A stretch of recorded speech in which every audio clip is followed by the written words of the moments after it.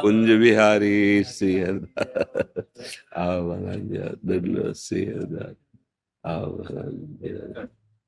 विराजमान श्री हरदास श्री हरदास श्री हरदास। बैठ जाओ।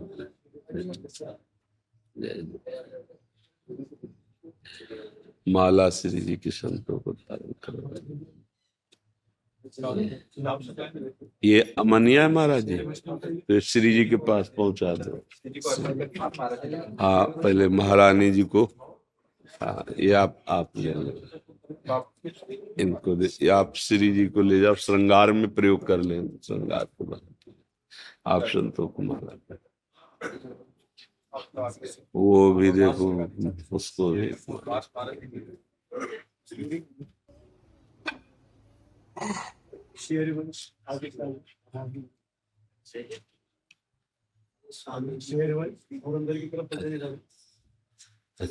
आज से 100-150 साल 300 साल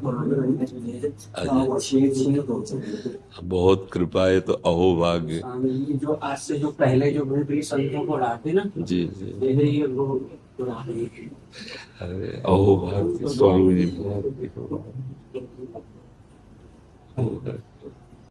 बड़ी कृपा।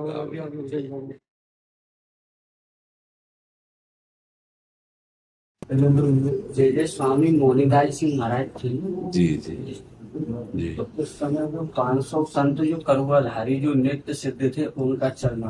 ओह, आपने तो निहाल कर दिया, निहाल कर।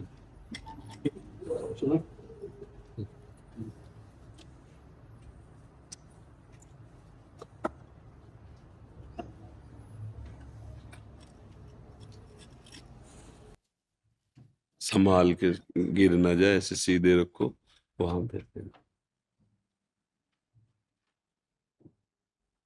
प्रवीण त्रिपाठी जी, श्री हरिवंश महाराज जी, आपके चरणों में कोटि कोटि नमन। महाराज जी, भूतकाल तथा भविष्य काल के विचारों के चिंतन से मतलब ओवर थिंकिंग मन में अशांति सी बनी रहती है। यूट्यूब के माध्यम से विगत कई महीनों से आपका सत्संग सुन रहा हूँ और श्री राधा नाम का जप कर रहा हूँ, जिससे मन शांत होता है, पर वह स्थायी नहीं रहता। कृपया मार्गदर्शन क्योंकि करें। अभी पूरे दुष्कृत नष्ट नहीं हुए है ना। और ये क्या राधा राधा लिखा गया तुम्हारे वस्त्र में? ठीक नहीं है। इसे अगर बाथरूम में धोगे तो अपराध बनेगा। नाम लिखा है, इसको हम सिंहासन में विराजमान करते हैं, इसको हम हृदय में धारण, जैसे राधा नाम है ना, शौच स्नान के समय इसको अपने शिराने ऊपर से आसन रख के तब विराजमान आराध्य देव। कभी आप इसे धोएंगे ना, बाथरूम में धोएंगे ना, तो जहां हम लघु शंका करते हैं, जहां हमारे स्नान का जल वहां जाएगा ना।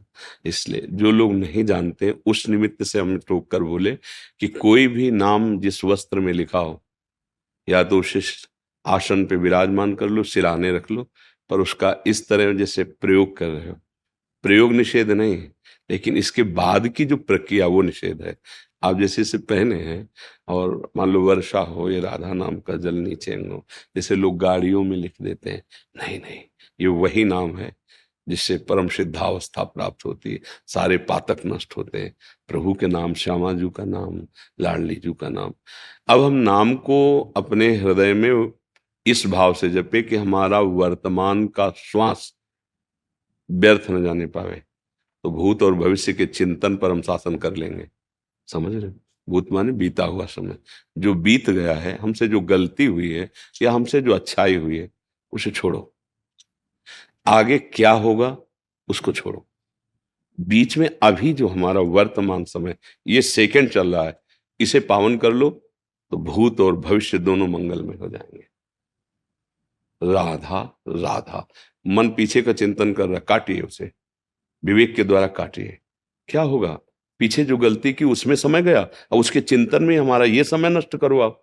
पीछे जो अच्छा हो गया भगवान की लीला से हो गया, अब हम उसका चिंतन करके अहंकार करें, वर्तमान के समय को नष्ट करें? नहीं, काट दिया। आगे क्या हो? वही होगा जैसे तुम्हारे पूर्व कर्म है। मन को डांटो, तुम्हारे पूर्व कर्म है, भगवान जो करेंगे मंगल करेंगे। राधा राधा राधा, ना हमें आगे की चिंता ना पीछे की चिंता। अब जैसे हम कोई कार्य कर रहे हैं, प्रमाद नहीं करना, भरसक प्रयास करके उस कार्य को सफल करना है। पर सफल नहीं होता, हमें चिंता नहीं करनी। कर्मण्येवाधिकारस्ते मा फलेषु कदाचन। सुख दुखे समय कृत्वा लाभा लाभो जया जय। लाभ हो या हानि, जय हो या पराजय, हम कर्तव्य से मुख नहीं मोड़ेंगे, पर फल की स्थिति में हम दुखी भी नहीं होंगे। हम हार जाते हैं, हमें फल नहीं मिलता है, तो कोई ना कोई भगवान का विधान है, हम दोबारा प्रयास करते हैं।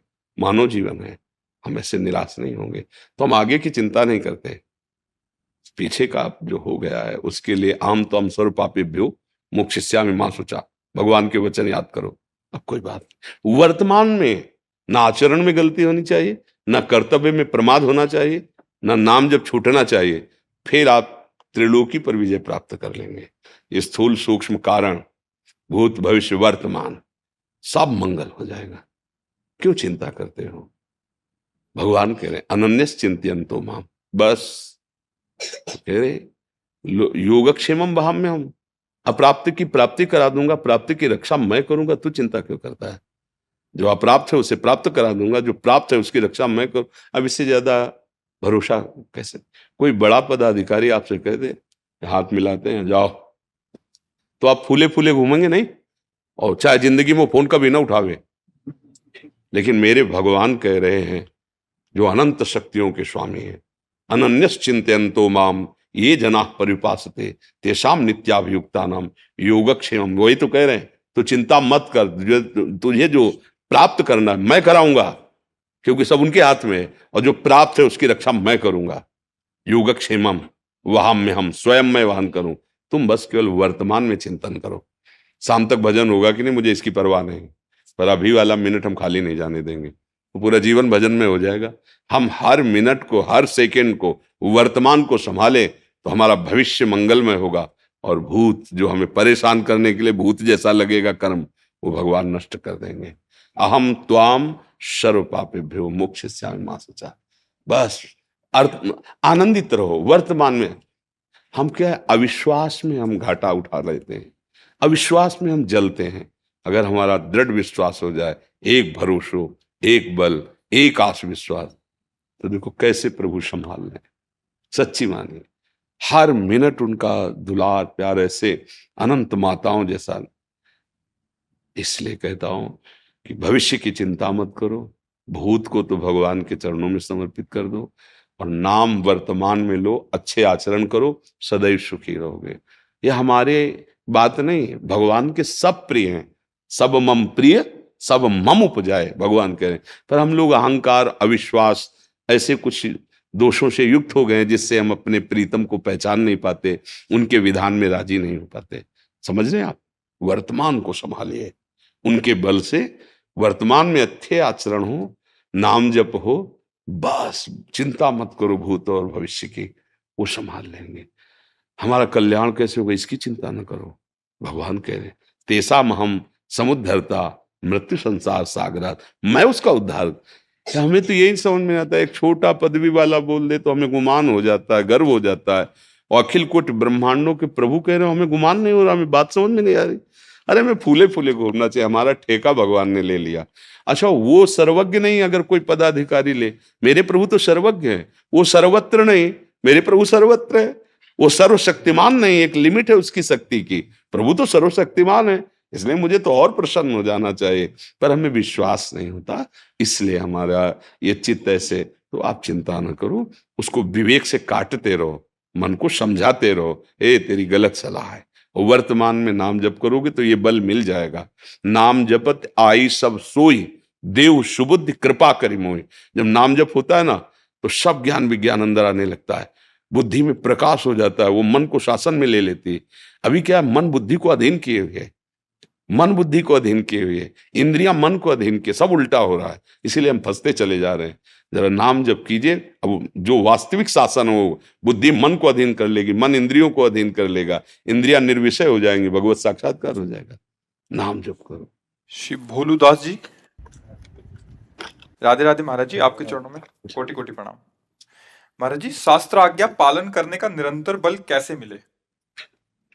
गुरु चरण आश्रय से, ध्यान मूलम गुरु मूर्ति, पूजा मूलम गुरु पदम, मंत्र मूलम गुरु वाक्यम मोक्ष मूलम गुरु कृपा।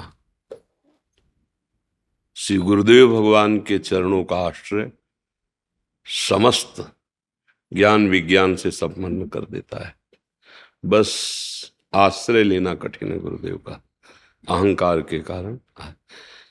जे गुरु चरण रेणु सिर धरहीं, ते जन सकल विभव वस करहीं। जे गुरु चरण रेणु अनुरागी, ते लोकहु वेदहु बड़ भागी। गुरु प्रसन्न साहवन कूला, मिटी सकल कल्पित भय शूला। कहावत में भी कहते गुरु मेहरबान तो चेला पहलवान। यही तो प्रश्न है ना कि हमें कैसे वो ताकत मिले कि हम शास्त्र प्रमाणित जीवन व्यतीत कर सके। गुरु कृपा कटाक्ष, गुरु कृपा। दूसरी कुछ हमारी बुद्धि को जो प्रकाश मिलता है परमार्थ का, वो अज्ञान तिमिरांधस्य ज्ञानांजन शलाकया चक्षुरुन्मीलितं तस्मै श्री गुरवे। हम अपने हृदय की बात कहते हैं। अगर गुरु कृपा ऐसे कर दी जाए तो जैसे प्राण निकल जाते, शरीर मृत हो जाता है, ऐसे हम हैं। गुरु कृपा ही हमारा जीवन है। गुरु कृपा ही जो कुछ है, गुरु कृपा ही है। अगर हमें गुरु कृपा का भरोसा हो जाए तो फिर सब यंत्र जो अंतःकरण है ना, जो ये तन्मय हो रहा है प्रकृति में, ये भगवत स्वरूप हो जाए। बस गुरु प्रताप पर दृढ़। आजकल हम अपने लोग मनमानी आचरण के द्वारा गुरु को साधारण मनुष्य या बहुत भजनानंदी संत समझकर उनकी अवहेलना कर देते हैं। हम गा जरूर लेते हैं गुरु साक्षात पर ब्रह्म, लेकिन अनुभव नहीं कर पाते। अगर अनुभव हो जाए तो फिर प्राप्ति किसकी करनी है? सामने वस्तु तत्व बैठा है, वो अनुभव में आ जाए। जिसकी निष्ठा हो गई गुरु चरणों में, तो शास्त्र सम्मत उसका जीवन हो जाता है।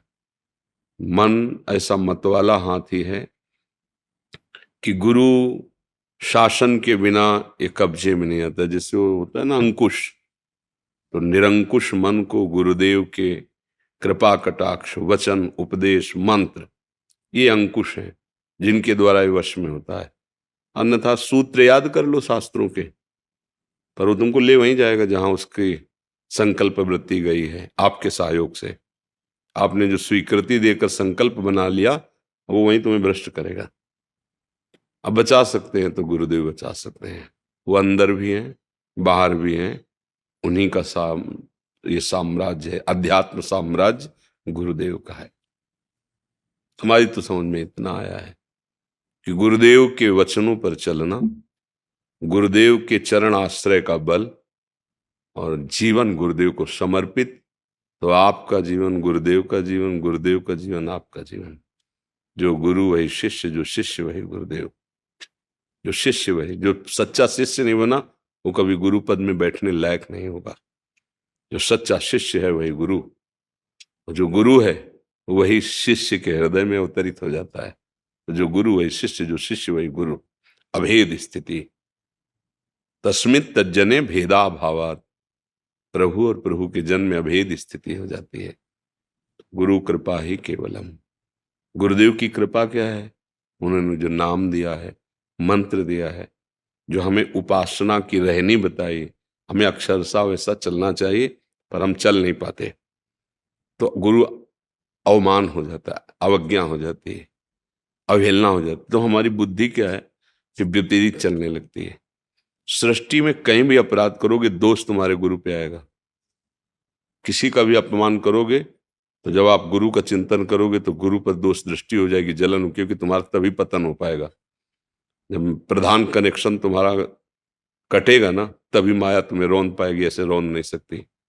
गुरु के आश्रित को माया नहीं रौंद सकती। एक बार गुरुदेव भगवान के संग प्रदक्षिणा हो रही थी, तो सहज में पूर्व चर्चा में से कहा कि कबीर दास जी के पंथ के संत थे, तो उधर हमने देखा उनके जो शिष्य थे बहुत हष्ट पुष्ट और बहुरंगी बाबा, उनको गांव के लोग कहने लगे थे, क्योंकि कई तरह के कपड़े के टुकड़े सिल करके शरीर में धारण करते थे, बड़े ही विरक्त। और उनके गुरुदेव बहुत वयोवृद्ध थे, ज्ञान वृद्ध भी और वयोवृद्ध। अब क्या अपराध हुआ था ये तो पता नहीं था अपने लोगों को, पर इतना पता था, आओ तो साहब साहब साहब ऐसे करके आते, डंडा रखा था, डंडा लेते, मतलब पूरा डंडा जोश से मार भी नहीं सकते थे, ऐसी अवस्था शरीर की थी, धम्म से मारते ऐसे, फिर पीछे हटते, साहब साहब साहब, आओ, 10 बार डंडा मारा। अब इसके बाद जब वो बाहर निकल भिक्षावृत्ति के लिए, तो गांव वाले कहे थे, बूढ़े बाबा थे, तुम धक्का, अरे उनका हमारे साहब, हमारे गुरुदेव, ऐसा।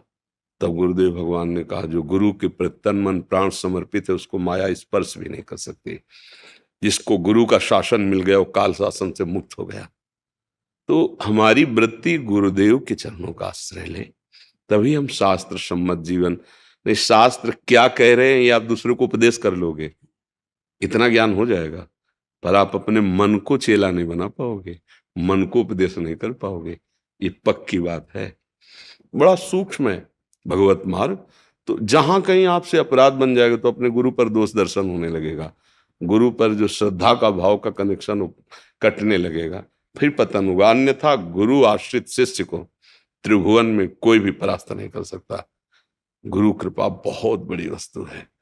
तो शास्त्र प्रमाणित जीवन या भागवतिक जीवन गुरु कृपा से होता है।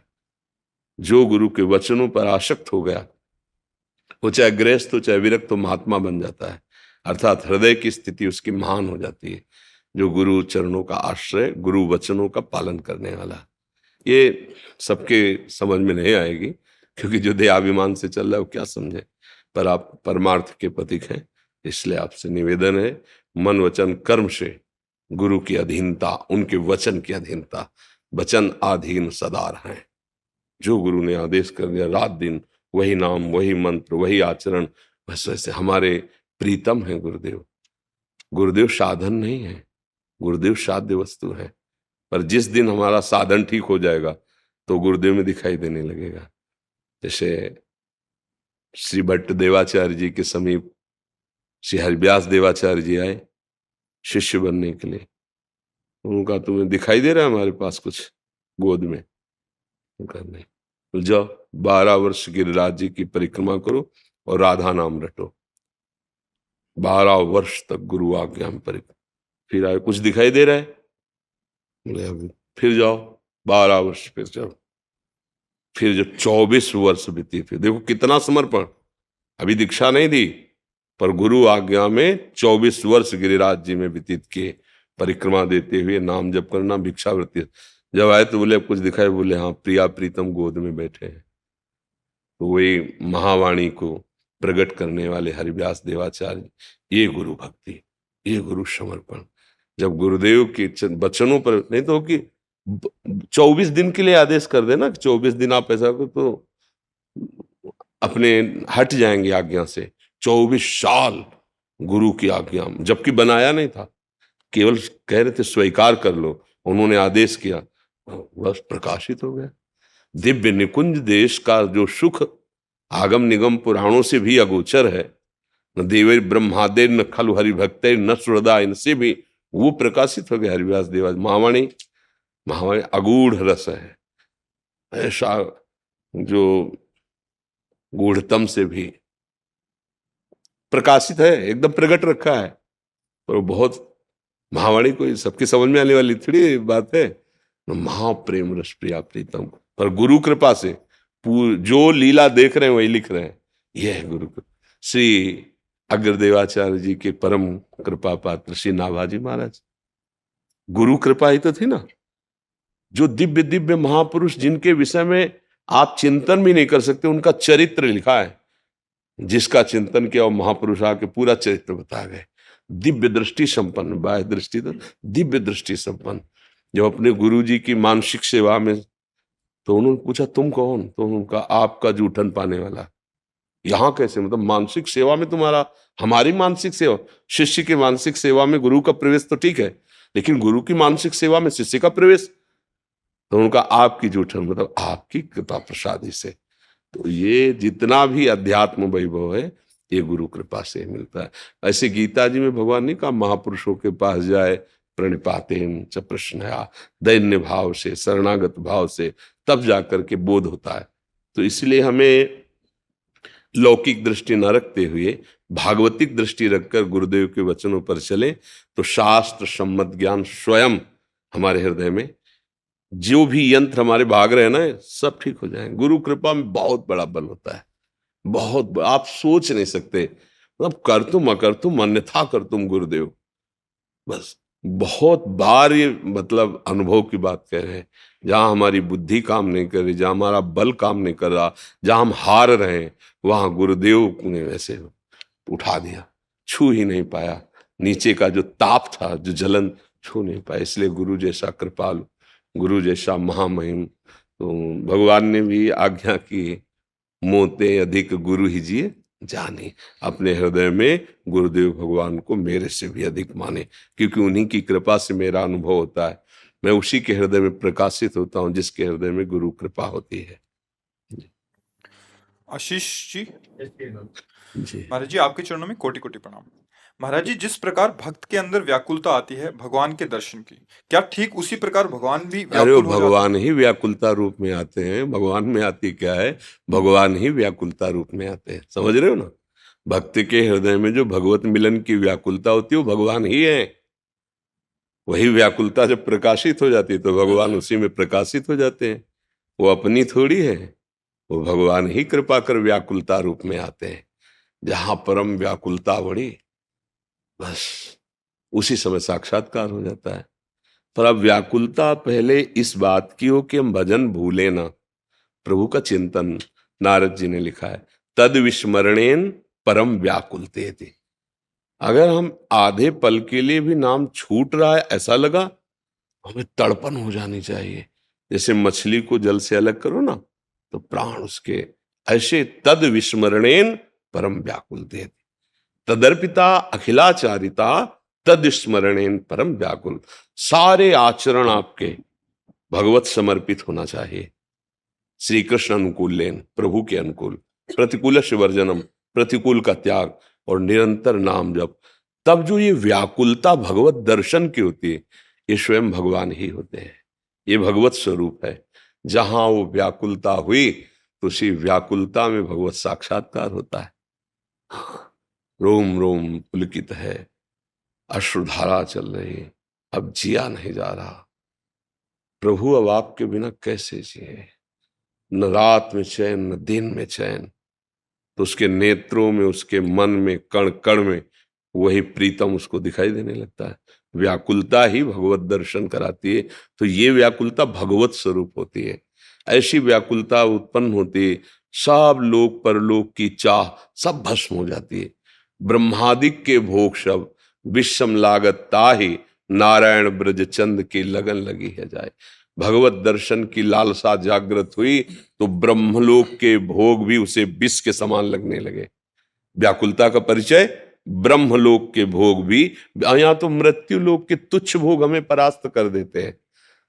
खान पान भोग विषय विलासिता मृत्यु लोक की घृणित, देवलोक की तो और फिर ब्रह्मलोक। लेकिन जो हरि के लिए व्याकुल होता है वो कैसा होता है? बोले ब्रह्मलोक के जितने भी भोग हैं उसे विषवत दिखाई देते हैं। जैसे कोई बमन खाना नहीं चाहेगा, ऐसे रमा विलास राम अनुरागी तजत बमन। जिमे जन बड़ो, वो बड़भागी महापुरुष समस्त माया के वैभव को बमन की भांति त्याग कर भगवान के लिए केवल व्याकुल। तो ये जो व्याकुलता है, ये साधना का फल नहीं है, ये स्वयं साध्य है। स्वयं भगवान कृपा करके व्याकुलता विरह रूप में आते हैं। बस वो जहां विरह व्याकुलता आई तो भगवान प्रकाशित हो जाते हैं। रुरुदु सुस्वरम राजन कृष्ण दर्शन लालसा। तो उसी समय तासा महावीर भूत छौरी इसमय मान मुखाम्बुजा पीतांबर धरा सृग्वी साक्षात मनमथ मनमथा। करोड़ करोड़ कामों के भी मन को मत देने वाले मुरली मनोहर ललित त्रिभंगी श्याम सुंदर वही तासा महावीर उसी समय उन्हीं के बीच में वही प्रकट हो गए। कब? जब कृष्ण दर्शन लालसा रुरुदु सुस्वरम राजन। भगवत दर्शन की लालसा से ऐसा रोना प्रकट हुआ कि अब प्राण निकल जाएंगे यदि आप नहीं मिले। कबीरदास जी भी कहते, बिन रोए किन पाइया प्रेम प्यारा मीत। प्रेम ते प्रगट होए, ये प्रेम व्याकुलता भगवत स्वरूप है। इसी में भगवत साक्षात्कार होता है। समझ रहे?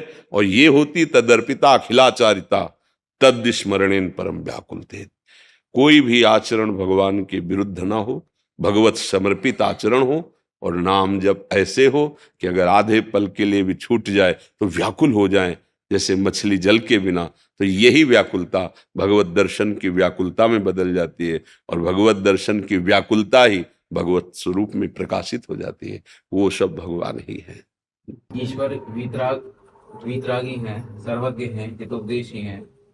महाराज जी, अगर हम अपना मतलब भगवान करता धरता कैसे हो सकते हैं किसी जीव का, क्योंकि वो तो उसे वीतरागी हैं। नाम जप करो, बुद्धि की नहीं जान पाओगे। सीपी में समुद्र कभी नहीं समाता। एक समुद्र का मेढक जो है कुआं में आके दैवश गिर गया, तो कुआं के मेढक ने कहा कि आप कौन हैं, कहाँ से आए हैं? तो उनका मैं समुद्र में विहार करने वाला हूँ, और यहाँ गिर गया हूँ।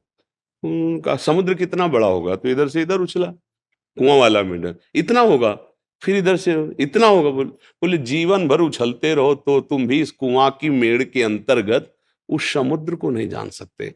भगवान क्या है, भगवान कैसे हैं, भगवान कौन है, भगवान ऐसा क्यों करते हैं, सब प्रश्नों का समाधान डट के नाम जप करो। यदि हमारे पास आए हो, नाम जप करो, हर प्रश्न का उत्तर तुम्हारी श्रवणेंद्री में और तुम्हारे हृदय में पहुंच जाएगा। नाम जप नहीं करोगे ना, तो भाई देखो, तर्क विवाद के लिए हमारा जीवन नहीं है। हम सबसे हारे हैं, सबको प्रणाम है। हम कोई ज्ञानी महात्मा नहीं, अपने प्रभु के चरणारविंद का आश्रय लिए।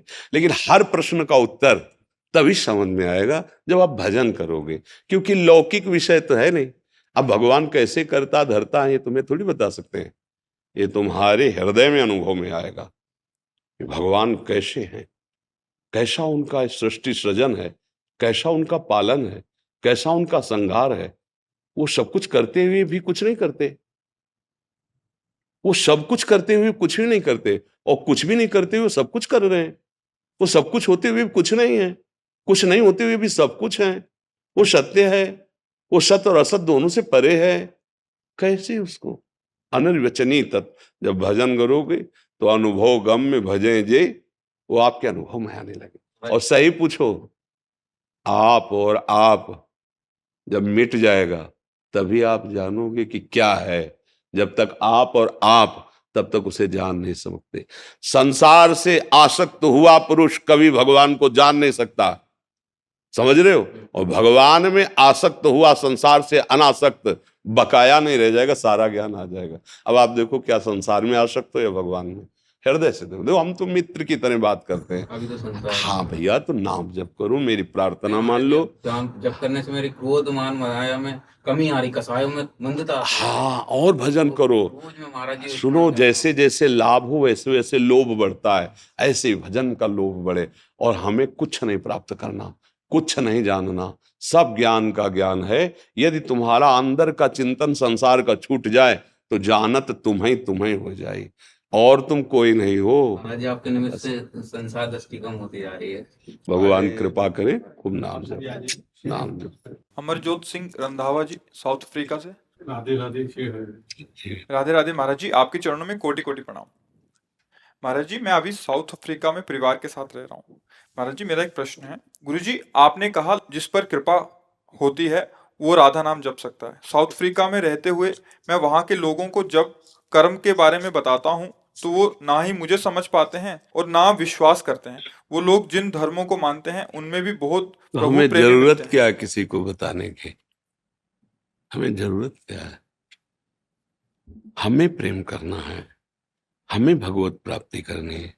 जब हमको जो हमारा लक्ष्य है उसका अनुभव हो जाएगा तो वही लक्ष्य सब में दिखाई देगा। हमें हमको सुधरना है। जैसे हम आपके पास बैठे हैं, तो अपने भाव से बैठे हैं। मेरे प्रभु मेरे सामने इन रूपों में आकर प्रश्न करके हमें सौभाग्य देते हैं अपनी चर्चा करने का, अपने सिद्धांतों के वर्णन करने का। हम आपके उद्धार के लिए नहीं बैठे हैं, आपको प्रसन्न करने के लिए बैठे हैं। आप कौन हैं? हमारे आराध्य देव हैं सब में। आप अभी गाली दे लें, ना माने, हम हाथ जोड़ेंगे। जैसी लीला करो हो तो हमारे प्रीतम ही, आप जानो आपका कार्य जाने। अब हम ये सोचे कि हम जगत का परिवर्तन कर दें, नहीं होगा। हम तो उनके एक तुच्छ दास हैं, वो स्वयं अवतरित हुए हैं, अवतार हुए ना भगवान के। क्या सब परिवर्तन हो गया था क्या? नहीं। हाँ, जिसने माना उसका परिवर्तन हुआ। भगवान स्वयं उपदेश कर रहे हैं दुर्योधन को, बिल्कुल परिवर्तन नहीं हुआ, क्योंकि मानता ही नहीं था। समझ रहे ना? भगवान अपने विराट रूप का दर्शन कराया सभा में, जब वो बंदी बनाना चाहता था, तो भीष्म जी ये सब परमानंद को प्राप्त हो रहे हैं, और वो कह रहा है तुम्हारी माया है, तुम्हारा जाल जो हमारे ऊपर चलने वाला नहीं। विराट रूप भी उसको कोई फर्क नहीं पड़ रहा है। आप समझो, भगवान भी अवतरित हुए तो उन्हीं का सुधार हुआ जिन्होंने माना। जो नहीं माने वो नहीं सुधरे, चाहे घर में ही क्यों ना हो। भैया, हमें अपना हृदय भगवान को समर्पित करना है। अब आपके पास कोई आता है और आपसे प्रश्न करता है कि आप जिस आनंद में मगन हो मैं भी आनंद हूं, अब उठा मत रखो, उसको उपदेश कर दो जो जहां है। देखो, सच्चाई बात समझना, चाहे वो किसी धर्म का आश्रय लिए हो, वो मेरे ही भगवान को मान रहा है, मुझे इसमें संशय नहीं। जो नाम लो, जो रूप, अंग्रेजी से बोलो, उर्दू से बोलो, सब भाषाएं उसी की, सब रूप उसी के, सब नाम उसी के। अगर उसके सिद्धांत से चलोगे तो सुखी हो जाओगे, मंगल हो जाएगा। अगर उसके सिद्धांत को नहीं समझ पाओगे, कुछ नहीं मिलेगा, दुर्गति होगी। गाल में तुम चंदन लगा दो और हाथ में गड़ासा चला दो तो हमारी छाती ठंडी होगी क्या? तो मेरे विश्व रूप भगवान का पूरा ये अंग है, चाहे वो अंग्रेजी से बोले, उर्दू से बोले, संस्कृत से बोले, हिंदी से बोले, मलयालम, कोई भी भाषा से बोले, सब भाषाएं उसी की, सब रूप उसी के। हमको तो इतना समझ आया है, झगड़े की या अश्रद्धा की कहीं कोई गुंजाइश नहीं है। कहीं रजोगुणी लीला, कहीं तमोगुणी लीला, कहीं सतोगुणी लीला।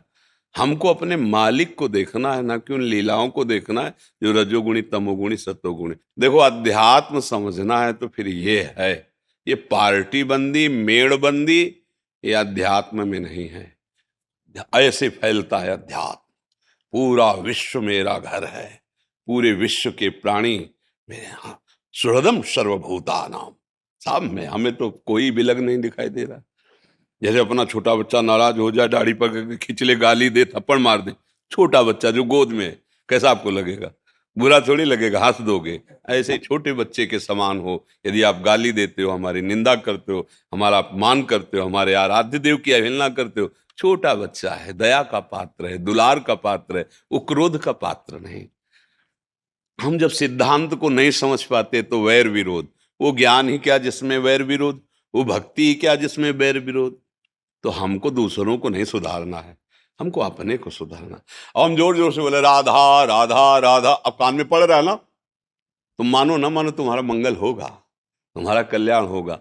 आग को श्रद्धा से छुओ तो जला देगी, धोखे से छू जाए तो जला देगी, और जबरदस्ती को छुआ दे तो जला देगी। जब आग में दाहिका शक्ति अपना काम किए बिना नहीं छोड़ती, तो तारण शक्ति, सुख प्रदान करने की शक्ति, मंगल करने की शक्ति नाम में है।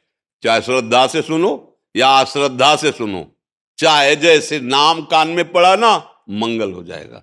जब ठाकुर हरिदास जी को वो म्लेच्छ जन कोड़े से मार रहे थे, जल्लाद, तो ठाकुर हरिदास जी कहते हरि बोल, हरि बोल। तो कहते हरि बोल बोलता है, हरि बोल बोल।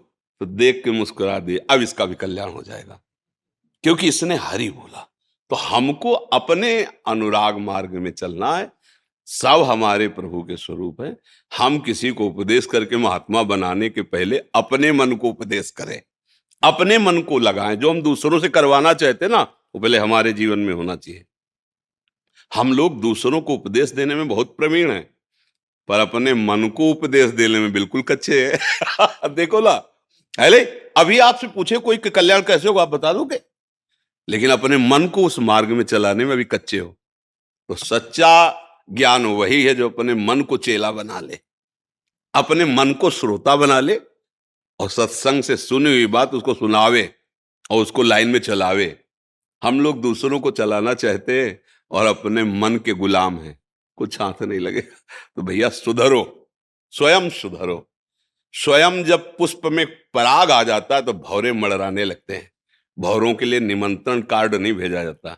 जब आप में राधा नाम का प्रभाव जागृत होगा ना, तो स्वयं लोग लुभायमान हो जाएंगे। कैसे तुम्हें ऐसी शांति स्थिति रहती है, कैसे तुम मुस्कुराते रहते हो, क्या रहस्य है? बोलो राधा राधा, तब उसकी समझ में आएगा।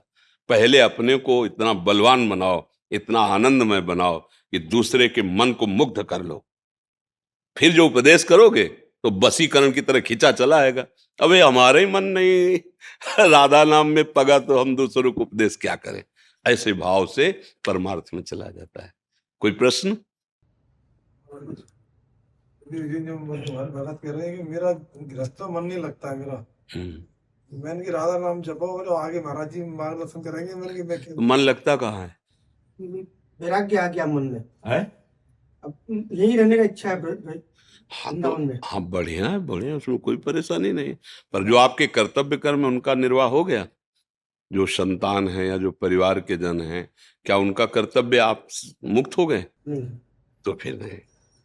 देखो, अधूरा काम मत छोड़ो, वो भी भगवान का ही कार्य है। और मन वैरागी हो जाए, इससे बढ़िया क्या बात है? तन को रखो परिवार में और मन को रखो जहाँ कृपा निधान प्रभु, उनके नाम रूप चिंतन में। इससे बढ़िया महात्मा और कौन हो सकता है? अगर तन से वैराग्य और मन विषयों का चिंतन कर रहा है तो ढोल में पोल है के लिए, दम्भ पाखंड है के लिए?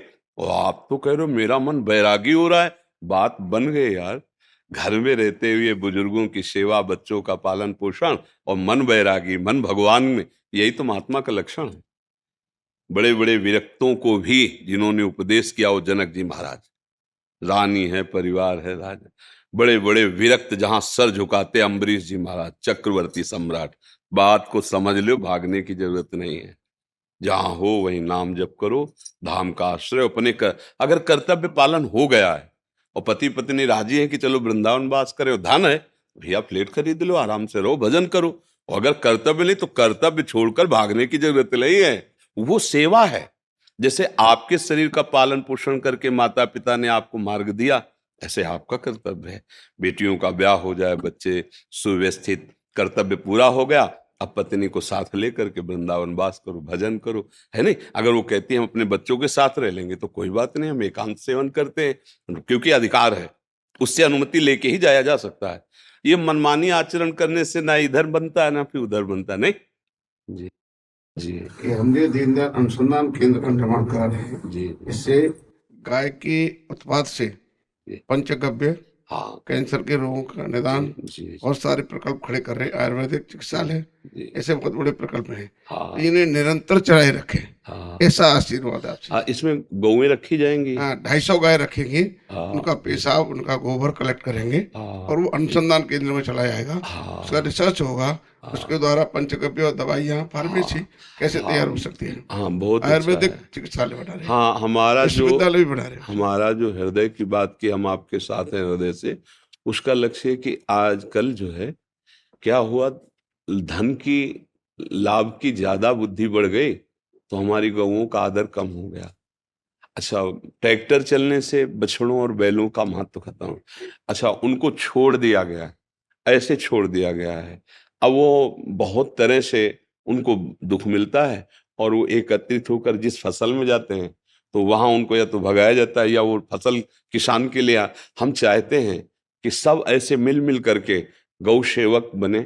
कुछ ऐसे स्थान रखें, मान लो आप 250 रख रहे हो, कोई 50 रख ले, कोई 100 रख ले, ऐसे गौ सेवा हो। तो हम जो कहते हैं ना कि गौ हमारा धर्म है, उसकी रक्षा होनी चाहिए, तो उसमें ये होना जरूरी है। अगर नहीं होगा तो कैसे होगा? दूध की प्रधानता से हमारी देसी गाय ज्यादा दूध नहीं देती है, तो अब लाभ के लोभ से गौओं की तरफ से भाव हट रहा है।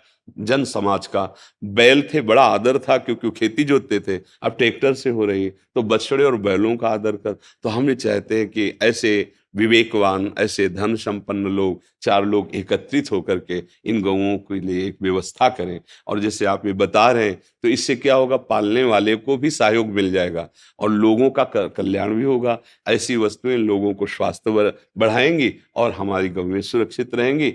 अच्छी बात है, आप इसको कीजिए और इसका विस्तार कीजिए। 4 लोगों को ऐसा उपदेश कीजिए, ऐसा भाव दर्शाइए जिससे वो गौ सेवा परायण रहे। धन्यवाद।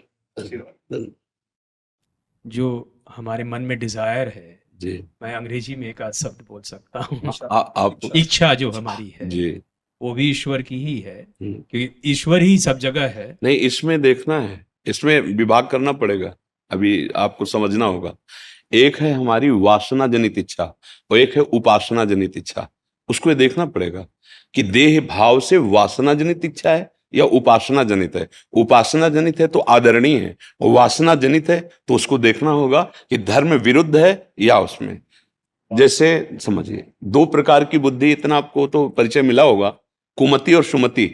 जैसे रामायण में है ना, कुमति सुमति सबके उर रहे। तो कुमति जनित इच्छा और सुमति जनित इच्छा, अगर कुमति जनित इच्छा है, जैसे जो अधर्माचरण करने वाले जन, प्राय कुमति जनित इच्छा होती है, उसका धन अपहरण कर लेना, उसका व्यभिचार कर लेना, उसका ये निषेध है। और जो सुमति जनित इच्छा है, शास्त्र सम्मत है, वो आदरणीय है, उसका पालन करना है। भगवान इच्छाएं प्रकट नहीं करते। आप भजन करके देखिए, इच्छाओं का समाधान होता है। जो दुर्वासना है और उपासना है, इन दोनों के विभाग को जो जानता है वही विशेष विज्ञानवान, ज्ञानवान, विवेकवान है, और विवेकवान ही भगवदानंद को प्राप्त होता है। अगर हम हर इच्छा को भगवान की इच्छा मान लेंगे तो दंड विधान फिर हम किसको देते हैं? आप अधिकारी हैं। उसके अंदर भी तो भगवत इच्छा थी जो व्यभिचार किया, उसके अंदर भी तो भगवत इच्छा थी जो हिंसा की, लेकिन हम उसको कानून के अनुसार पकड़ते हैं, पीटते हैं और दंड देते हैं। क्यों? क्योंकि उसने सुमति का प्रयोग नहीं किया, केवल इच्छा पर आधारित होकर उसने कर्म किया, इसलिए दंड का अधिकारी हुआ। इसलिए पहले इच्छा को हम समझ ले कि इच्छा हमारी दुर्वासना युक्त है, कुमत से प्रेरित, या सुमति शास्त्र सम्मत है। शास्त्र सम्मत है तो बंधनीय है और उसके अनुसार हमें चलना है तो भगवत बल मिलेगा, और अगर शास्त्र विरुद्ध है तो दंडनीय है, हमारा आत्मबल क्षीण हो जाएगा और हम अपने आप जलेंगे, उदास रहेंगे, विषाद युक्त रहेंगे। अब आगे आप बोलिए। जो इच्छा जो सुमति की तरफ ले जाए, हाँ जो ईश्वर की तरफ ले हाँ जाए, हाँ, बिल्कुल। कोई भी इच्छा हाँ उसको सुमति में बदलना, हाँ और जो ईश्वर की तरफ ले जाए उस मार्ग पे चलाना, हाँ वो भाव जब आने लगे, जी, जो प्रारब्ध की वजह से जो भी इच्छाएं आ रही हैं, और जो अगर नहीं, अब देखो फिर यहाँ क्या है कि अध्यात्म शब्द है ना, तो जैसे प्रारब्ध के वश इच्छा आना और एक विवेक से इच्छा करना, आप दो विभाग करना पड़ेगा, मनुष्य और पशु। पशु केवल प्रारब्धवश इच्छा के अधीन चलता है, और मनुष्य विवेकशील है, वो प्रारब्धवश आई हुई इच्छा को निर्णय करके हटाता है या उसको पास करता है, और जो पास करता है उसमें भगवत बल लेकर के चला जाता है। अगर हम केवल जहां शब्द बोलेंगे आप वहीं हम रुक जाएंगे। प्रारब्ध की इच्छा, जैसे पूर्व प्रसंगवशात कोई सामने शरीर आया और उसका संयोग आपका लिखा हुआ है, आपके अंदर इच्छा जागृत हो जाएगी, माना। अब इस पर शासन करना या भोगना ये आपकी वृत्ति के ऊपर रहेगा। अगर अविवेक प्रधान हो गया तो आप भोग लेंगे, और विवेक प्रधान हो गया तो जलन सहकर आप उसे भोगेंगे नहीं। बहुत सूक्ष्म है। प्रारब्ध शब्द लगाने पर ही इच्छा पर अंकुश आ जाएगा, उस पर निर्णय आ जाएगा, और भगवत शब्द लगाने पर, क्योंकि हम मनुष्य हैं, अगर हम केवल प्रारब्ध के अधीन चलते हैं तो हम भगवत प्राप्ति नहीं कर सकते, क्योंकि हमें नवीन कर्म करने का जो अधिकार है वो शास्त्र सम्मत इच्छा के अनुसार है, प्रारब्ध के अनुसार नहीं। प्रारब्ध हमारे शास्त्र सम्मत इच्छा में बाधा पहुंचाने के लिए आ सकता है या सहयोग करने के लिए आ सकता है, वो हमें परास्त नहीं कर सकता या हमें भगवत प्राप्ति नहीं करा सकता। किसी की कुंडली में भगवत प्राप्ति नहीं लिखी होती, उसको इसी मानव देह में ऐसी साधना, ऐसी तपस्या, ऐसा संयम करना होता है जो भगवत साक्षात्कार करता है। जैसे आपने प्रभु कहा जी कि मनन से ही जी ज्ञान होगा, जी, तो ज्ञान आने के लिए मनन करेंगे। इच्छा आ रहा है उस पे मनन करेंगे, हाँ बिल्कुल बिल्कुल, मनन करेंगे हाँ कि किधर जा सकता है। हाँ ज्ञान प्राप्त करना पड़ता है, हाँ और ईश्वर की तरफ भक्ति करनी पड़ती है। हाँ उसी ज्ञान की बात को लेकर जी ये इच्छाओं को जी किस रूप में बदला जाए, उस जी पे मनन किया जाए, जी, वो तो धीरे धीरे ही आता है। हाँ आएगा धीरे धीरे, पर निर्णय तत्काल करना पड़ेगा, निर्णय तत्काल करना पड़ेगा। जैसे हमारे हृदय में बात आई, दोनों बातों को समझना होगा कि भगवत मार्ग में हमें चलना है तो हम शाम तक जिएंगे कि नहीं, कोई भरोसा नहीं ना। हम इसे बहुत लंबा नहीं खींचेंगे, भले हम 1000 वर्ष की आयु बजे जो भी हो, हमें पता नहीं। हम इसे तत्काल के लिए लागू करेंगे, क्योंकि अगर अगला मिनट हमारे जीने का भरोसा होता तो हम इसे धीरे धीरे लंबा सरका के ले जाएंगे, फिर स्थिति प्राप्त करेंगे। बहुत विवेक से समझना, हम शाम तक जिएंगे कि भरोसा नहीं है, और ये शरीर छूट करके मनुष्य शरीर ही मिलेगा, इसका भी कोई निर्णय अपने पास नहीं है। तो हमें क्या करना, अभी वो बात बनानी, अभी, जिससे अभी शरीर छूट जाए पर मुझे भगवत प्राप्ति हो। वो क्या होता है, बिगड़ी जन्म अनेक की, अब वहीं सुधरे आज। पहले स्वीकार करो, हे प्रभु मैं आपका, आज से मेरा जीवन आपके चरणों में समर्पित, एक एक श्वास में नाम जप करूंगा, धर्माचरण करूंगा। ये निश्चय हुआ है आपका, अभी हो नहीं ऐसे, निश्चय हुआ, ये निश्चय अभी हुआ, अभी शरीर छूट जाए तो आप भगवत प्राप्त हो जाएंगे। अब आपकी जितनी श्वासें बची, आप प्रयास कर रहे हो भगवत आचरण, भगवत नाम, भगवत लीला गुणानुवाद।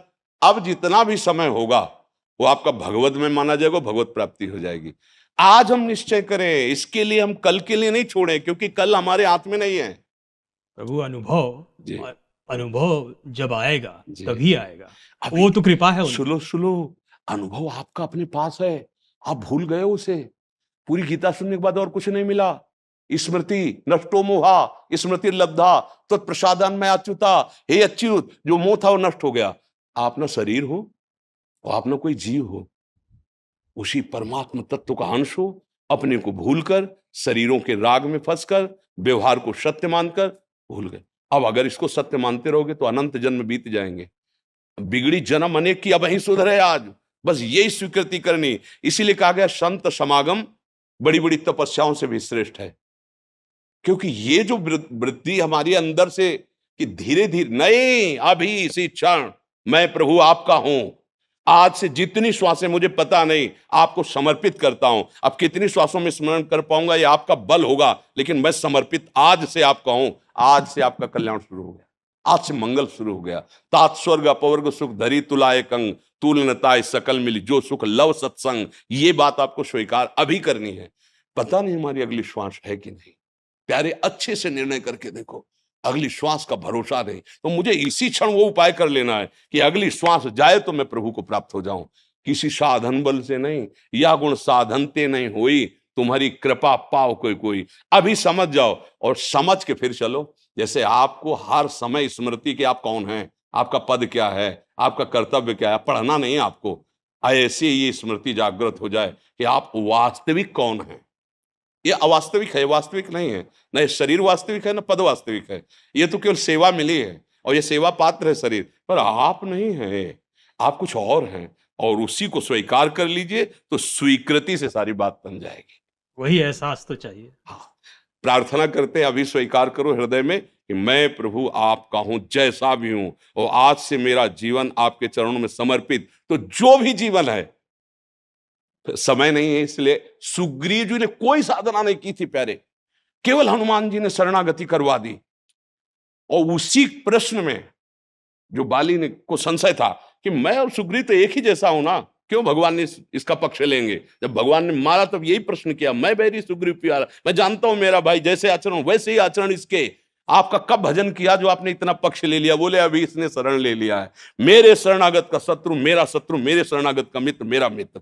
अभी इस बात को सूक्ष्मता से पकड़ लो, अभी स्वीकृति करो, नाथ आपको अभी स्वीकार किए हुए है। अब आगे जो होगा वो जाने, पर स्वीकृति मेरी अभी है कि मैं आपका हूं। बस यही इच्छा प्रबल कर लो, प्रभु मैं जैसा भी हूं आपका हूं, हर चेष्टा मेरी, हर श्वास आपके लिए है। बस अभी आप भगवत प्राप्त, अभी आपके अंदर जो दिव्य ज्ञान उदय होने लगेगा, इसी इच्छा से होगा।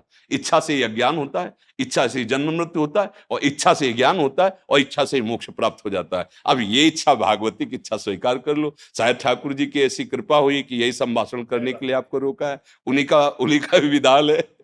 पर हमें ये बहुत अच्छा लगा कि आप एक ऐसे पद में होते हुए भी आप अध्यात्म के विषय में इतनी प्रवीणता से बात समझ रहे हैं, मतलब विशेष कृपा आपके ऊपर ठाकुर जी की है। नहीं तो कुछ ऐसे पद होते हैं ना जिनका मद चढ़ जाता है तो समझ में अध्यात्म नहीं आता। धन्यवाद धन्यवाद।